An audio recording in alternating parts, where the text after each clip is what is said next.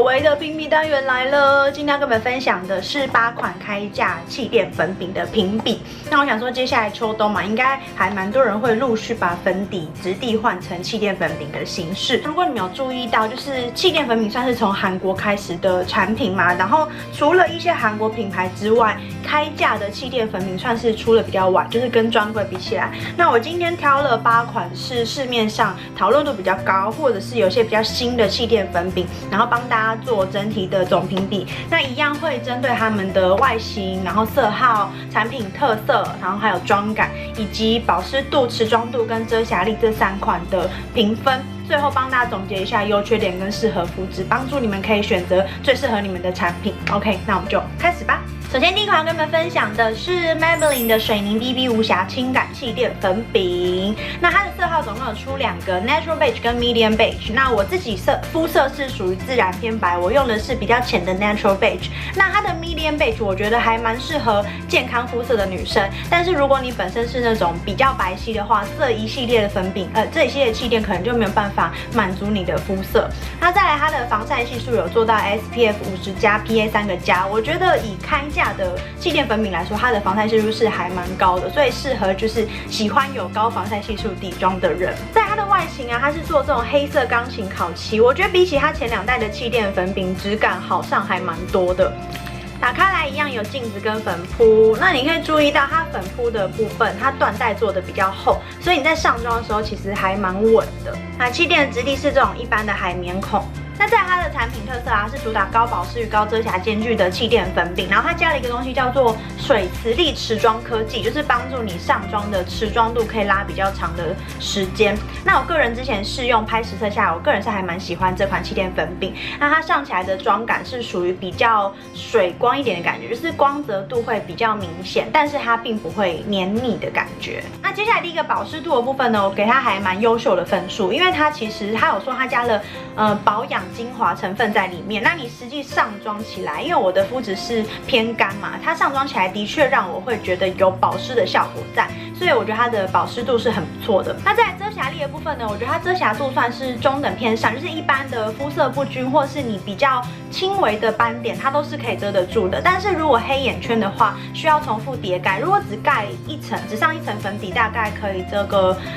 4到5层的黑眼圈，就是它必须要是重复叠擦的状态，它的遮瑕力才会比较好一点。在第3个持妆度的部分呢，我个人给它也还不错的分数，有中上的水准，因为我觉得它是一个上妆超过10个小时，它并不会让你的妆感就是变得斑驳啊、结块，只有些微不明显的脱妆，所以它持妆度是表现真的还不错的。然后网络上有些网友就是它比较容易出油的肌肤，有反映说它的出油之后会变成很漂亮的奶油肌，所以大家接受度是还蛮高的。那也有少部分的网友反映说它会稍微有一点点暗沉，不过我自己用起来我觉得暗沉没有很明显的感觉，所以我自己用起来是还蛮喜欢它的持妆力的。再来适合肤质的部分呢，我觉得这款气垫它比较适合干性到混合偏干的肤质。那干性跟中性，因为肌肤本身偏干，它的保湿度高，我觉得没有什么太大的问题。但是如果你是可能局部会出油的人，我会建议你搭配有控油效果的妆前乳，然后你上妆后，如果你觉得 T 字部位出油还是很明显的话，你可以加一些薄薄的蜜粉来做定妆。那如果你肌肤本身是比较偏油性的话，那我就没有那么推荐这款气垫粉饼，或者是你要到比较冷一点的秋冬的时候再做使用。那帮大家总结一下这款气垫的优点，我觉得它优点就是第一个，我刚刚前面提到它防晒系数高，然后再来第2个是它主打的妆效有高保湿、高遮瑕。我觉得遮瑕没有到超高，但是以这种保湿效果的遮瑕力，我觉得它的表现已经算是很不错。再来就是第3个，它用量很省。那缺点的部分呢？就是它的外盒虽然做的很漂亮，但是它会稍微有一点点沾指纹，但这我觉得还好啦，可以接受，就这样擦一擦就好了。然后另外一个我觉得使用上大家比较注意的地方是，虽然它用量省，但是你使用上务必要非常注意控制它的用量。就是我第一次在使用的时候，我那时候在试用，发现它如果你上妆啊，你那个粉扑不小心量沾太多，你就会显得妆感很厚重，而且没有办法很均匀。但是后来呢，我试着就是用量减少。然后少量多次的去叠盖轻拍，它的妆就会变得服帖非常多。所以你如果使用方式不对，它的服帖效果我觉得会有差异性在，这是特别要就是操作上会比较需要一点小技巧的地方。接下来第二个要分享的是 ZA 的裸光亮白气垫粉饼，那它的防晒系数有做到 SPF 30PA 2个加，是中等的防晒系数。那色号有出3个。白皙、明亮跟裸肤，那白皙的部分呢，它会色调稍微偏粉一点点。那我自己使用色号是中间的 light 明亮色号，我觉得它的颜色跟我的肤色还蛮合的。那实际颜色你们可以靠过去试试看。然后这款比较特别的部分是它可以单买粉蕊，所以如果你用了很喜欢之后，你可以直接买补充蕊去加在里面。外形部分呢，我觉得它做的还算蛮有记忆点，就是它虽然也是白色基底，但是它是做这种涂鸦有点普普风的字体，所以你在使用上会就是给人家第一眼印象非常深刻。那再来这款气垫它主打特色啊，就是同时具有白皙，然后清透跟水润的效果。那其中水润部分它有添加了一些玻尿酸啊、维他命 C 等保湿成分在里头。那它上起来的妆感，我觉得是比较属于微雾光泽的陶瓷肌的感觉。那在第一个保湿度的部分呢，我觉得因为它有添加了保湿成分，所以的确使用上它的保湿力算是有中上的水准。在第二个遮瑕度的部分呢，我觉得算是普通，就是中等，它算是遮瑕力算是它比较弱的一环吧。它比较明显的一些痘疤啊，或者是泛红，它都没有办法遮住，然后黑眼圈也只能遮个大概40%左右。所以说，如果你用这款气垫，你有一些局部瑕疵的话，务必要搭配一些遮瑕品来做加强。那再来第3个持妆度的部分呢，我觉得它算是中等偏上一点点。它其实整体来说，你一整天下来，它也不会有什么斑驳结块的问题。但是我觉得我自己使用起来，它是稍微会有一点暗沉。所以说你在选肤色的时候，最好是选择比你肤色稍微白一点点，就是不要选择太刚好或是太深的，不然它一整天下来，它的肤色会稍微暗，大概半号到1号这样子。然后部分有人反映说，它出油之后也是会变成有一点点奶油肌的感觉。那适合肤质的部分呢，我觉得它比较适合中性肌到混合性肌肤的人。那如果你是皮肤超级干的人，我没有那么推荐它在秋冬使用，它会比较适合在夏天。那如果你是很容易出油的人呢，你就可以换成季节比较冷，或者是搭配比较一些控油产品来做使用。总之，它的肤质是比较适合中间，就是中性到混合肌这个阶段的人。再来优点的部分呢，我觉得这款气垫粉饼它算是价格定价还蛮合理的，然后常常会搭配一些，因为日夜还蛮常会做一些85折、77折，所以它可以用还蛮划算的价格入手。然后再来就是它可以直接单买粉蕊，所以你习惯使用这款气垫的话，你就可以直接用比较省的价格去买这个补充包。缺点的部分呢，我觉得它没有什么太夸张的缺点。那硬要说的话，我觉得就是它的粉扑就是比较薄一点点，没有太夸张，就是薄一点点。那你在上妆的时候，如果你不是那种上妆技术或者是非常熟练的人，他可能需要一点点就是拍匀的技巧，但是没有到很夸张、很难上妆，什么不会。只是说如果硬要比起来的话，它的粉扑就是我觉得它的比较小小的弱项吧。哦，然后还有就是它会有一点点暗沉这样子。接下来第3款跟你们分享的是1028的控油柔胶气垫粉饼，防晒系数有做到 SPF 23PA 2个加。那色号的话，它有出2个颜色，1号明亮肤跟2号自然肤。那我手边的是自然肤色，但是我发现它颜色好像对我来说偏深，我应该比较适合1号。在外形部分，它做的是非常少女的 Tiffany 绿色，但是我觉得它的小缺点就是它的壳子，塑胶感比较重一点。那里面呢，一样是有镜子、粉扑跟粉蕊，小细节就是连粉扑的缎带都是这种湖水绿，非常可爱。那这款产品特色，它是主打持妆、轻薄跟不黏腻，然后它虽然是控油气垫粉饼，但是它又加了保湿成分，所以它有控油效果，但是又不会太干。那我觉得它上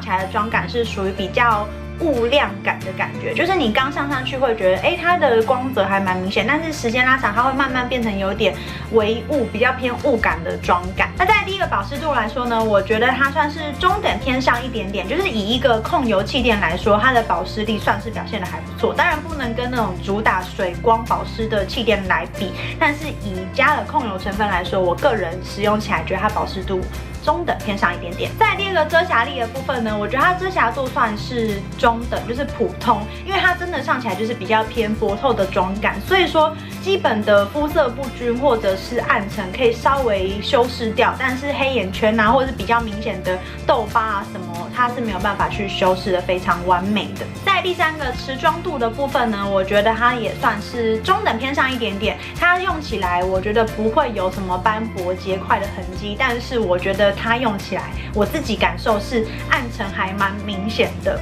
然后它在我鼻翼这边跟下巴这边会稍微有点小小的浮粉脱妆，所以我觉得如果你肤质偏干的人就没有那么适合这款气垫。那再来适合肤质的部分呢，既然它是一款主打控油的气垫粉饼，所以我觉得它本身就是适合肌肤比较容易出油的人，就是从混合肌到油性肌的人。那混合肌如果你是属于偏干的肌肤呢，你在接下来的秋冬可能在你比较容易干燥，比如说两颊区块，你务必要做好妆前保湿，因为它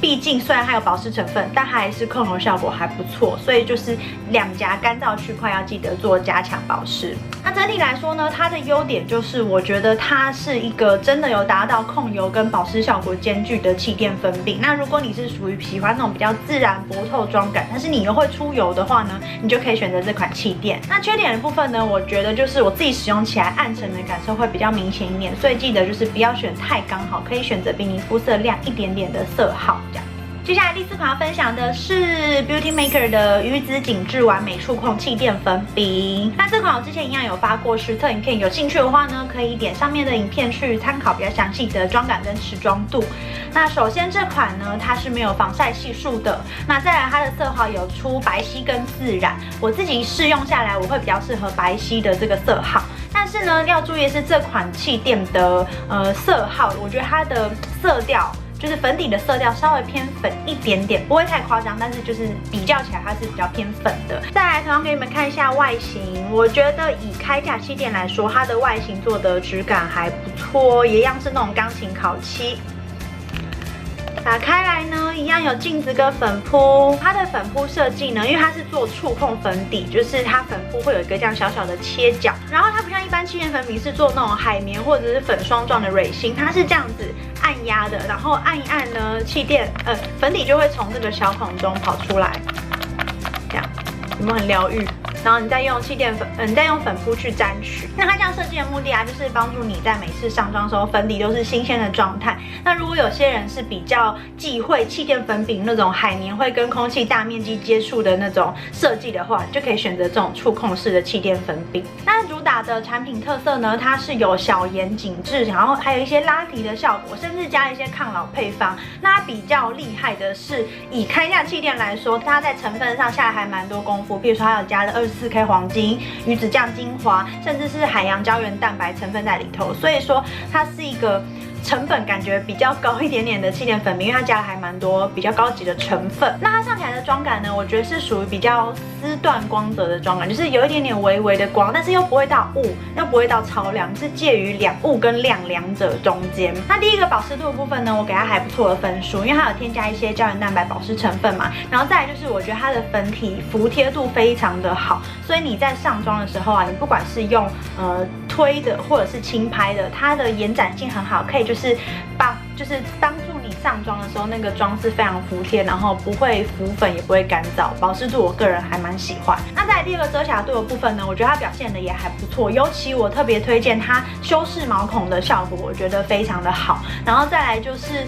它的一些基本暗沉啊、肤色不均都可以遮的，就是都可以遮的还蛮完整的，黑眼圈也可以遮个5-6层以上，所以我觉得以这种保湿效果来说，它的遮瑕力相对表现的也是在水准之上。那持妆度的部分呢，我觉得它算是中等偏上，就是它没有说那种超级一整天持妆然后都不会脱妆什么，但是我觉得以这种高保湿同时又兼具遮瑕效果的气垫粉饼来说，它的持妆度起码可以维持7-8个小时以上，没有什么太大的问题。那适合肤质我会推荐给干性肌到混合偏干。那太油的肌肤呢，因为我觉得它的保湿效果真的还不错，所以太油的肌肤我怕你们在天气比较闷热的时候用起来可能会稍微比较容易闷的感觉，那干性肌到混合肌就没有什么太大的问题。那整体来说呢，它的优点就是它的确是有符合高保湿、高遮瑕的这个效果，然后再来就是它的粉扑设计啊。它比较特别是它有这样边边角角，所以你在一些鼻翼小细节的地方，它是可以上的比较完整。然后它的粉扑设计我觉得还蛮 Q 弹，就是上妆起来，不管你是要推或者是轻拍，它都很好上妆，延展性也很好。然后我偷偷推荐一下，就他们家的这款也可以搭配他们的粉底刷。他们粉底刷我之前很久以前在爱用粉底就有介绍过，就是他们家粉底刷是开价来说还蛮平价好用的。那在缺点部分呢，我觉得就是价格偏高一点点吧，因为毕竟1分钱1分货。然后再就是色号的部分，我觉得它的白皙色还蛮白的，然后自然色还蛮深的，就是它色号比较两极端一点点，所以大家务必去选，就是试色，就是看看那个色号适不适合你。然后再来就是没有防晒系数这一点，就是算它小小缺点的部分。接下来第5样开始呢，我们会进入韩国的气垫粉饼品牌，也就是气垫粉饼的始祖。首先是这个 Etude House 的即可拍滤镜光润气垫粉饼，那它的防晒系数呢有做到 SPF 33 PA 2个加，色号有出到5个，我用的是属于比较中间的 beige 色号。那他们家的不管是气垫或者是粉底色号选择都还蛮多的，然后我觉得官网上就是他们的官网上色号没有那么的准确，所以我比较建议大家实际靠过去试用会比较准，因为它有些偏粉，有些偏黄，有些偏肤色，就是实际试用会比较准一点这样子。哦，然后这款我同样也有发过实测影片，我发现我发过蛮多气垫的实测，所以一样有兴趣的人呢，可以点上面的链接去看之前的实测。再来，它外形做的非常的少女，是以整个粉红色的色调，然后正面是有点这样子反射七彩光的感觉。然后最特别是它的粉盒是我今天介绍的气垫粉饼中最薄、最轻薄的，连粉扑都是最薄的。然后内层呢不是做海绵的设计，它是这种筛网的设计，所以它的质地上起来会比较偏粉霜的感觉。那这款产品特色啊，那时候第一次看到广告，我觉得还蛮特别的。它是利用一些底妆的滤清效果，然后加上海洋水，就深层海洋水有保湿效果的。那它主要诉求就是希望你在上完妆之后呢，看起来像是刚起床，因为我们有时候刚起床就是看起来皮肤好像特别异常的好。它希望你像是那种刚起床自然透亮的那种光泽好肌肤的感觉。然后它这个筛网设计也有做小巧思，就是帮助你在粉扑去拍的时候呢，它利用一层一层的那个筛网去滤出最细致的粉底，所以你在上的时候粉底就会比较服帖。那我觉得它上起来的妆感啊，就是非常标准的韩妞光泽肌，真的是光泽水亮水亮的那种感觉。那首先第一个保湿度的部分呢，我觉得它就是保湿技能点满，它保湿度真的非常的好，好到我记得那时候我是去年秋天拍这支影片的实测，我拍完竟然它还可以让我脸上会有一点油光存在，就知道它的保湿效果有多好。真的非常的好，所以它很适合在很冷的冬天使用。那在第二个遮瑕度的部分，我觉得它遮瑕度就是弱，就是偏弱。它遮瑕力就是差到我觉得我的肤色不均都没有办法遮得非常好，它就是真的很薄透的妆感。然后我觉得如果你想要让它遮瑕力好一点的话，你可以搭配刷具使用。它这个就是也有出他们专属的刷具，但是它那个刷具我个人觉得没有非常好用，就是你可以搭配自己平常习惯使用的粉底刷去就是刷匀，它的遮瑕力会比单纯用粉扑上妆好一些。那在第3个持妆度的部分呢，我觉得持妆度表现算是中等，就是普通水准，就是它一整天下来，除了我觉得会有一点泛油光之外，它并不会斑驳，也不会结块，然后暗沉是一点点，不会太明显这样子。那适合肤质的部分呢，我会比较建议给超干性到混合偏干，但是混合偏干是你不要出油很夸张的人，就是你基本上只要会出油的人，我都没有那么推荐这款气垫，因为以我这种肌肤偏干的人来说，我在使用它都会觉得有油光了，更何况是你肌肤本身就有一些出油问题的，所以它是一款我觉得很适合很干冷冬天的气候使用的一款气垫。然后如果你嫌它遮瑕力不够的话，就是你再另外搭配局部的遮瑕。至于优点的部分呢，我觉得它可能是这种筛网设计的确有帮助到你的妆感，真的有比较好的服帖效果。那再来就是色号的部分，它有出到5个色号，以今天介绍气垫来讲，它的色号选的是最多的，所以它可以比较满足不同需求的人。然后但是它整体来说，它的色号其实偏白一点，像我还还要用到中间色号，所以就是一样，就是你们实际去看看它的色号有没有适合你的。然后缺点的部分呢，就是它的价格也是偏贵，如果在台湾买没有打折的状况下，它的单价是偏高的。我会建议你们可以去上 Gmarket 或者是找一些代购，或者是在它特价的时候入手。还有另外一个小小设计就是这种筛网的设计，它蛮容易粉从旁边这样漏出来的，所以你使用上的时候不要压太大力，要记得控制用量。接下来第6款要分享的是 Missha 的丝绒完美绿光气垫粉饼，那它的防晒系数有做到 SPF 37 PA 2+，那色号的部分呢，你会发现我手上2个很特别的是，它有出2款，应该说台湾进了2款，韩国好像本来有4款的样子。橘色这款是无瑕款，紫色这个是保湿款。那这2款都各有出2个颜色，21跟23。那21是比较偏白皙的肤色。那我觉得要特别注意的是啊，因为这2款我都有用过，发现假设这2款都是21号好了，它并不会色号是完全一模一样。我觉得比较起来，紫色好像会稍微偏粉一点点，你们可以去现场试看看它的肤色。不知道为什么明明都是21号，但是还是有一点点些微的差异。在外形的部分，我以粉紫色来举例，我觉得它做的比它之前白色那款可爱非常多，它就是有点马卡龙的感觉。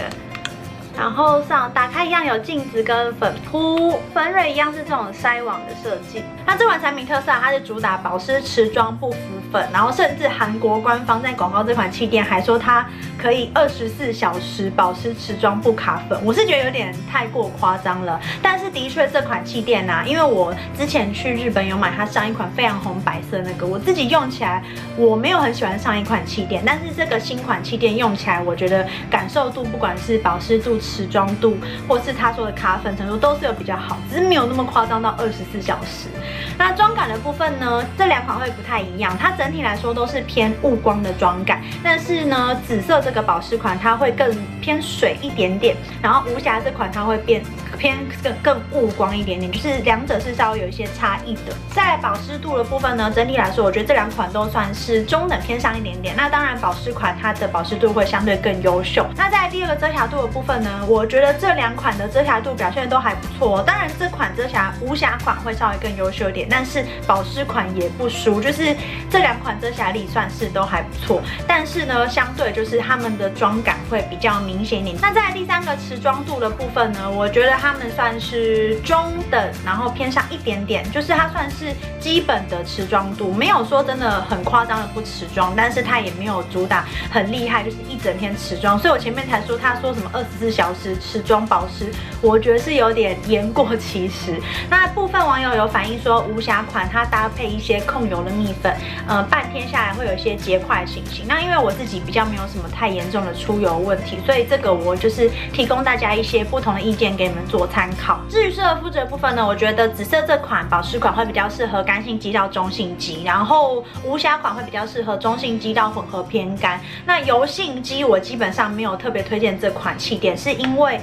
它的妆感我说相对比较明显一点点，那我怕油性肌使用起来会觉得比较闷，可能会有一些致粉刺、致痘的问题。所以如果你真的非常容易出油，这款妆感是稍微偏厚重一点，我没有太过推荐这样子。那在优点部分呢，我觉得这款气垫它的筛网的确有达到它筛网的这个效果，因为它可以，我第一次用的时候还蛮惊艳的是，它这个粉扑啊，平均的去压，它可以有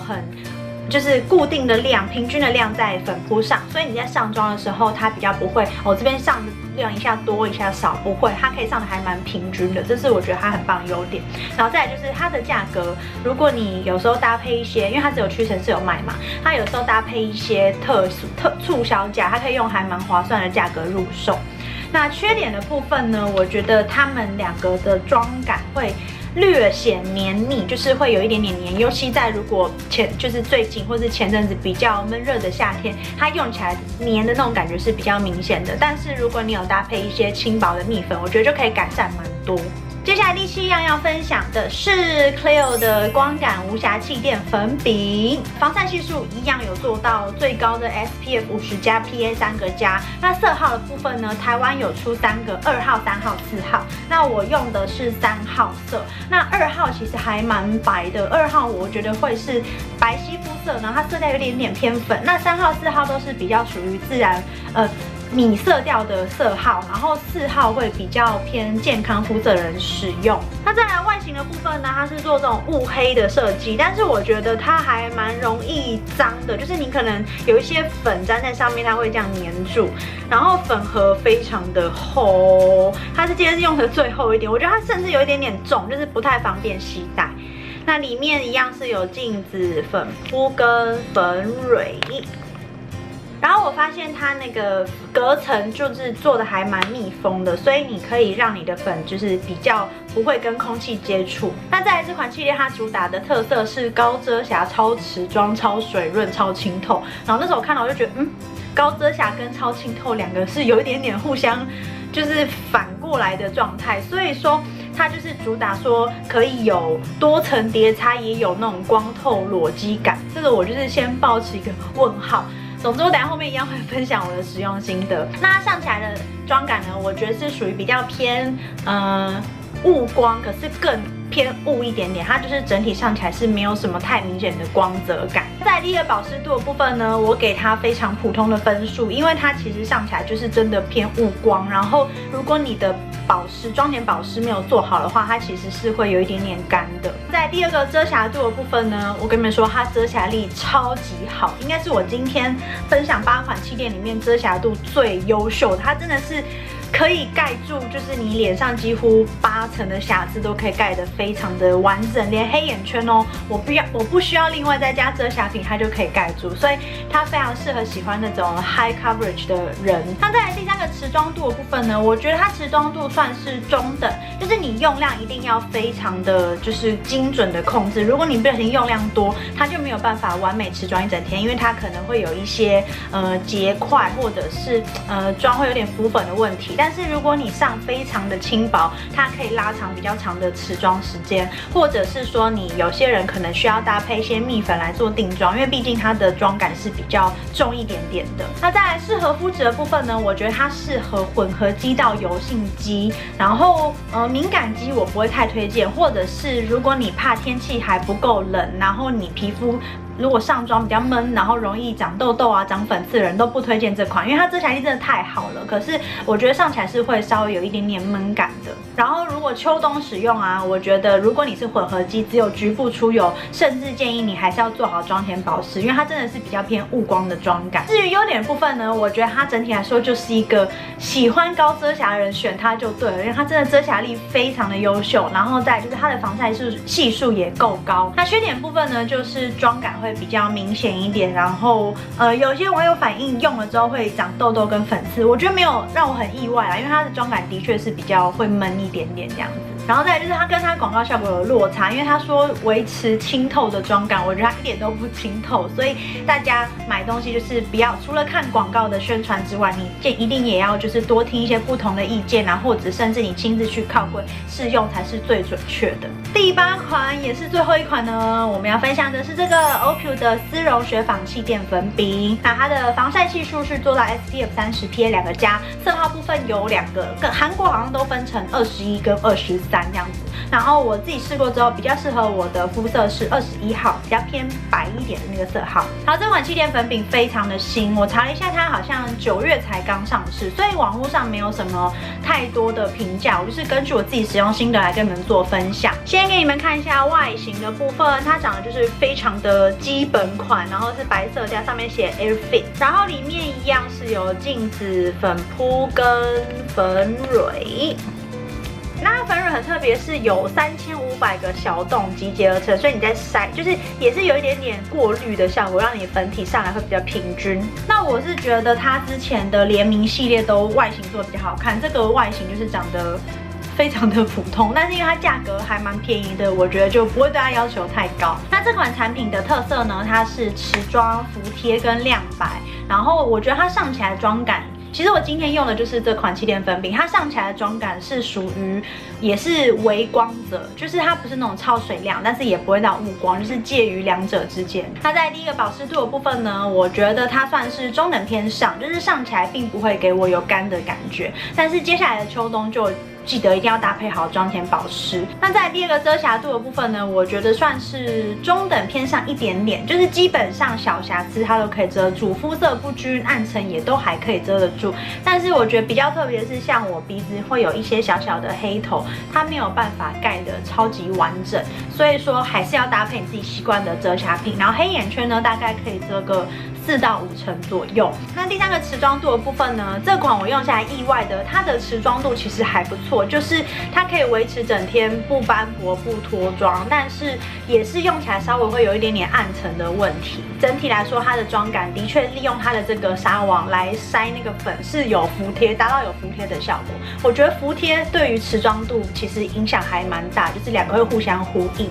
那适合肤质的话，我会建议给干性肌到混合偏干的肌肤。太油的肌肤，我觉得因为它保湿效果还算不错，所以太油的肌肤我不会，太油的肤质我不会很建议。那干肌记得就是，如果接下来再冷一点天气，你也想要使用它的话，务必脸上比较干燥的区块要加强妆前保湿这样子。整体来说呢，它其实算是一个还蛮中规中矩的气垫粉饼，就是没有超级厉害的优点，但是也没有超级烂的缺点。那优点的话呢，我觉得真的要说就是它价格便宜吧。OPIU 价格本来就是我觉得非常适合学生入手，不止气垫，他们家很多彩妆，像我之前有发过他们家的一些唇彩啊、遮瑕什么，我一样把影片放在这边给你们参考好了。他们家的单价都是比较好入手的。那缺点的部分呢，硬要说，我觉得就是小小的暗沉，但是因为我觉得暗沉也是还蛮主观，是可能我用了会，你用了不会，或者是有些你用了会暗沉，我自己不会，所以这个东西我觉得，我建议大家就是你去靠柜可以试一点在就是下巴这边，然后你可以出门拉比较长的时间，看看它会不会真的有暗沉的问题，再决定要不要下手。好，终于分享完了。那以上就是这次跟你们分享8款开价气垫粉饼的评比，希望可以帮助大家所有人就是在选购气垫上有更多的方向。那如果有任何问题，或者是你下次想要看什么评比呢？记得可以留言在下面跟我分享，然后我都会看大家的留言去做一些影片方向的参考。OK， 喜欢这支片的话，别忘了帮我按个喜欢，然后记得订我的频道，可以点这边。我们下次见啦，拜拜。